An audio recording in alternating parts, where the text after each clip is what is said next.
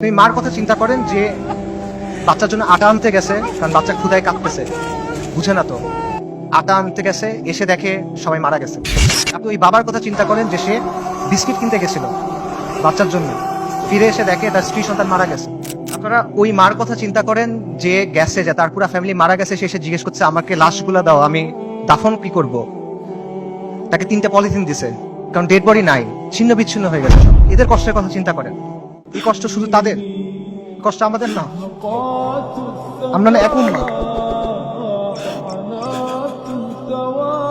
এক উম্মাহ এক দেহের মতো, এরকম না? আমাদের স্পষ্ট করে না ওই কষ্ট। এই যে কষ্টটা কি আমাদের যে কষ্টটা হবে তার চেয়ে বেশি কষ্ট? আমাদের যে কষ্ট ওটা কি এর চেয়ে বেশি কষ্ট? যদি এটা বেশি কষ্ট মনে হয় তাহলে আমি আরেকটা কষ্টের কথা বলি, এটা শোনেন। ওই দিনের কথা মনে করেন যেদিন আল্লাহর সামনে আপনাকে দাঁড়াতে হবে। ইদা দুক্কাতিল আরদু আরদান দাক্কান দাক্কা ওয়া জাআ রাব্বুক ওয়াল মালাকু সাফফান সাফফা ওয়া জিআ ইয়াওমাইযিন বিজাহান্নাম। পৃথিবী চূর্ণ বিচূর্ণ হয়ে যাবে, বালির মতো হয়ে যাবে।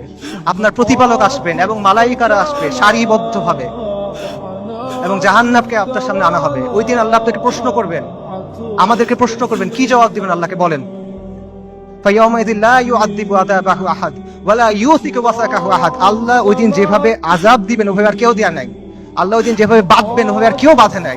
কি বলবেন আল্লাহকে তখন? আল্লাহ আপনাকে যদি জিজ্ঞেস করেন তুমি কি করছিলে, আপনি কি করতে জবাব দিবেন বলেন? ছেলেটার কথা চিন্তা করেন, হাফেজ। আপনারা ভিডিও দেখছেন, রিফিউজি ক্যাম্পের ভিতরে আগুনে পড়ে মারা গেছে। ছেলের নাম ছিল শাবান, কোরআনে হাফেজ, সফটওয়্যার ইঞ্জিনিয়ারিং নিয়ে পড়তেছিল। আপনারা রুহ আর রুহ রিমের কথা চিন্তা করেন, ওই যে ছোট্ট মেয়েটা বিল্ডিং ধসে গেছে, মারা গেছে, তার দাদা তার ডেড বডি বুকে নিয়ে বলছে রেম রুহ আর রুহ। তার কথা চিন্তা করেন, তাদের কষ্টের কথা চিন্তা করেন। আপনি ওই বাবার কথা চিন্তা করেন যে সে বিস্কিট কিনতে গেছিল বাচ্চার জন্য, ফিরে এসে দেখে তার স্ত্রী সন্তান মারা গেছে। সে কান্না করতেছে আর বিস্কিটটা বাচ্চার হাতে দিয়ে বলছে বাবা তুমি এটা নিয়ে যাও। আপনি মার কথা চিন্তা করেন যে বাচ্চার জন্য আটা আনতে গেছে, কারণ বাচ্চা ক্ষুধায় কাঁদতেছে, বুঝে না তো। আটা আনতে গেছে, এসে দেখে সবাই মারা গেছে। আপনি হিন্দ রাজাবের কথা চিন্তা করেন, 6 বছর বয়সী মেয়ে। ওরা গাজা থেকে পালায় যাওয়ার চেষ্টা করতেছিল 7 জন পুরো ফ্যামিলিতে। ইসরায়েলি ট্যাঙ্ক ওদের ঘিরে ফেলছে, গুলি করছে, সবাই মারা গেছে, ও বেঁচে আছে। তখন রেড ক্রিসেন্টে ফোন করছে, অডিও কলটা ইউটিউবে আছে, আপনারা শুনতে পারবেন। ও বলছে যে আমাকে তোমরা বাঁচাও, আমার খুব ভয় লাগতেছে। ও সব পাশে সবাই মারা গেছে, বাবা মা সবাই মারা গেছে, 6 বছর বয়সী একটা মেয়ে।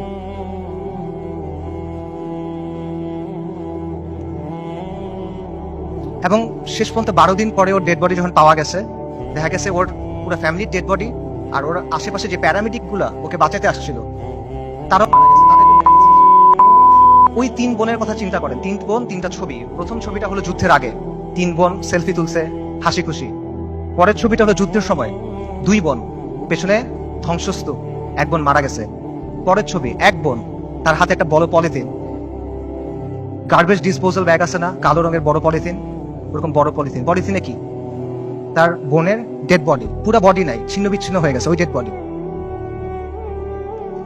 গাজায় একটা হসপিটাল আছে খান ইউনুস, খান ইউনুসে একটা অ্যাম্বুলেন্স আসছে, অ্যাম্বুলেন্স থেকে একটা বাচ্চা নামছে, 10-11 বছর বয়স। ওর কাছে একটা ব্যাকপ্যাক, ওখান থেকে রক্ত পড়তেছে।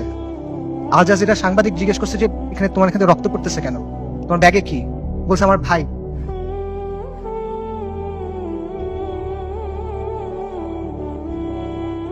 বাচ্চারা, ডাক্তাররা ব্যাগ খুলে দেখছে যে একটা 5 বছর বয়সী বাচ্চার ডেড বডি, পুরো বডি নাই, ছিন্ন বিচ্ছিন্ন বডি।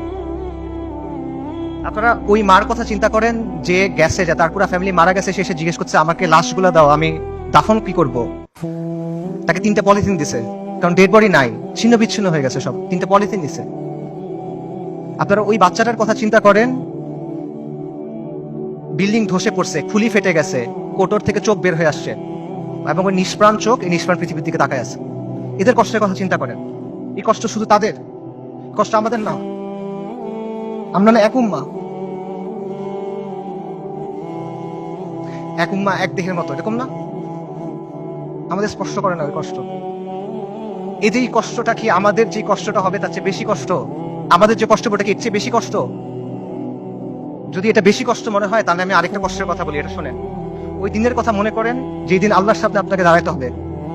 ইদা দুক্কাতিল আরদু আরদান দাক্কান দাক্কা ওয়া জাআ রাব্বুক ওয়াল মালাকু সাফফান সাফফা ওয়া জিআ ইয়াওমাইযিন বিজাহান্নাম পৃথিবী চূর্ণ বিচূর্ণ হয়ে যাবে, বালির মতো হয়ে যাবে।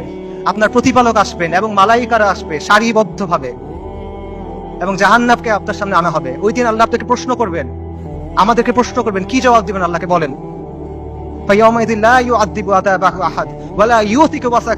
আল্লাহ ওই দিন যেভাবে আযাব দিবেন ওভাবে আর কেউ দেয়া নাই। আল্লাহ ওই দিন যেভাবে বাঁধবেন ওভাবে আর কেউ বাঁধে নাই। কি বলবেন আল্লাহকে তখন?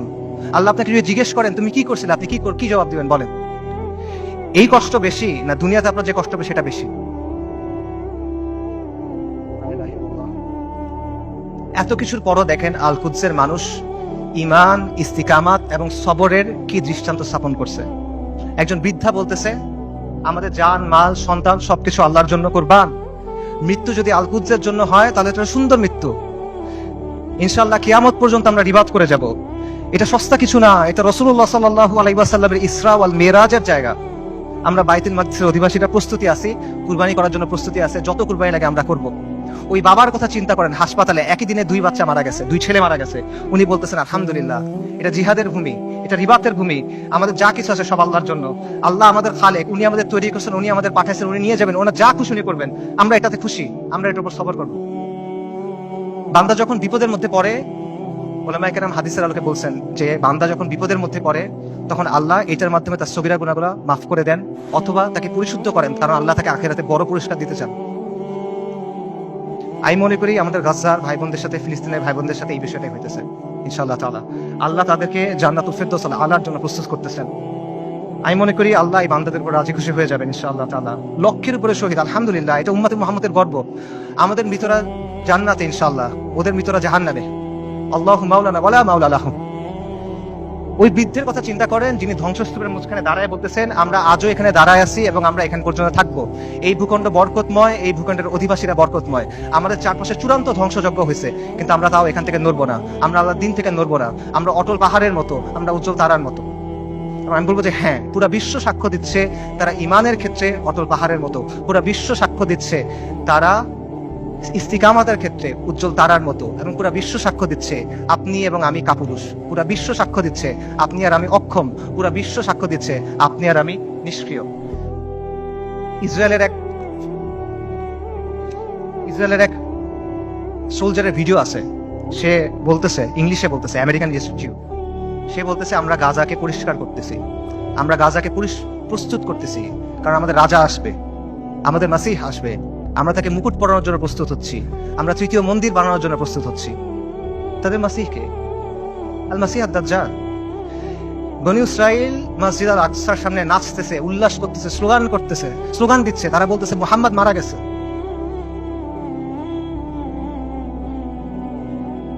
আল্লাহুম্মা সাল্লি ওয়া সাল্লিম আলা নবিয়িনা মুহাম্মদ। এটা কি অবস্থা ভাই? এই জিনিসটা মানা সহজ নাকি আল কুদসের জন্য ফাইট করা সহজ?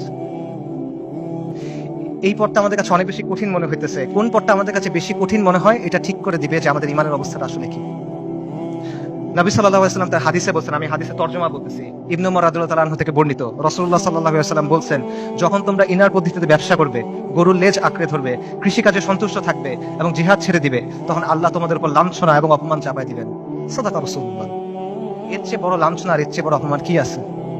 আর নবী সাল্লাল্লাহু আলাইহি ওয়াসাল্লাম বলছেন, এই অবস্থা ততক্ষণ থাকবে যতক্ষণ না পর্যন্ত তোমরা তোমাদের দ্বীনে ফেরত আসো। সুনান আবু দাউদের হাদিস। আল কুদস জিহাদের মাধ্যমে মুক্ত হবে, কিন্তু এই জিহাদের দরজা কেউ এসে আপনার জন্য খুলে দিবে না। আসমান থেকে ফেরেশতা নেমে এসে আপনার জন্য জিহাদের দরজা খুলে দিবে না। জিহাদের দরজা খুলতে হবে তাওহীদ আর হাদিদের শক্তি দিয়ে, খুলতে হবে না, ভাঙতে হবে। এটা এই রাস্তা আপনি মনে করতেছেন আল কুদস পর্যন্ত আপনার জন্য একটা লাল গালিচা বিধানো রাস্তা তৈরি করে দিবে যে ভাই আমি আল কুদসে গিয়ে জিহাদ করবো না। আপনার রক্ত, আপনার হাড়, আপনার মাংস, লাশের শাড়ি, ফুলির পাহাড় পার হয়ে আপনার আল আকসা যাইতে হবে। এটা ছাড়া আর কোনো অপশন নাই। আল কুদসের দাম অনেক বেশি, এটা সস্তা না। বাইতুল মাকদিসের মানুষরা বলে দিছে, আল্লাহ আপনি আমাদের কাছ থেকে নেন, যতক্ষণ পর্যন্ত আপনি খুশি না হন আপনি আমাদের কাছ থেকে নেন, আমরা প্রস্তুত আছি। এই কথাটা যখন আমরা বলতে পারবো এবং এই কথার উপর যখন আমরা আমল করতে পারবো, যখন আমরা বলবো ইয়া আল্লাহ আপনি নেন, ততক্ষণ পর্যন্ত নেন যতক্ষণ আপনি সন্তুষ্ট না হন, তারপর আপনি আমাদেরকে আল আকসা দেন, তখন আল কুদস আপনি মুক্ত করতে পারবেন, রাগ পর্যন্ত পাবেন না। আল কুদস এমন এক দুলহান যার মাহার আমাদের রক্ত। আল কুদস এমন এক দুলহান যার মাহার আমাদের রক্ত। মাহার পরিশোধ করা ছাড়া কোনো বিকল্প নাই, কোনো বিকল্প নাই। আল্লাহ আযজা ওয়া জাল্লা আল কুদসকে মুক্ত করার প্রক্রিয়ায় শামিল হওয়ার তৌফিক দান করেন। আল্লাহ আমাদের তৌফিক দান করেন আল-কুদসকে মুক্ত করার। আল্লাহ আমাদের দুনিয়ার ভালোবাসার মৃত্যুকে অপছন্দ করার ওষুধ থেকে মুক্ত করে দেন। আল্লাহ আমাদের মসজিদ আল আকসাতে সালাত আদায় করার তৌফিক দান করেন। আল্লাহ আমাদের চোখগুলোকে প্রশান্তি দেন। আল্লাহ আমাদেরকে খাইবারের মতো একটা দিন দেখান। আল্লাহ আমাদের বনু কুরাইযার মতো একটা দিন দেখান। আল্লাহ আমাদেরকে বনু কুরাইযার মতো একটা দিন দেখান। আল্লাহ আমাদের ক্ষমা করে দেন। আল্লাহ আমাদের মাফ করে দেন। আল্লাহ আমাদের নিফাক দূর করে দেন। আল্লাহ আমাদের নিষ্ক্রিয়তা দূর করে দেন। আল্লাহুম্মা মানসুরুল মুজাহিদিন ফি ফিলিস্তিন, আল্লাহুম্মা মানসুরুল মুজাহিদিন ফি গাজ্জা, আল্লাহুম্মা মানসুরুল মুজাহিদিন ফি বিলাদিশ শাম, আল্লাহুম্মা মানসুরুল মুজাহিদিন ফিল ইয়ামান, আল্লাহুম্মা মানসুরুল মুজাহিদিন ফিস সুমাল, আল্লাহুম্মা মানসুরুল মুজাহিদিন ফি কুল্লি মাকান, আল্লাহুম্মা রযুকনি শাহাদাতান ফি সাবিলিক, আল্লাহুম্মা রযুকনি শাহাদাতান ফি সাবিলিক, আল্লাহুম্মা ইন্নী আসআলুকা কাতলান ফি সাবিলিক, আল্লাহুম্মা ইন্নী আসআলুকা কাতলান ফি সাবিলিক।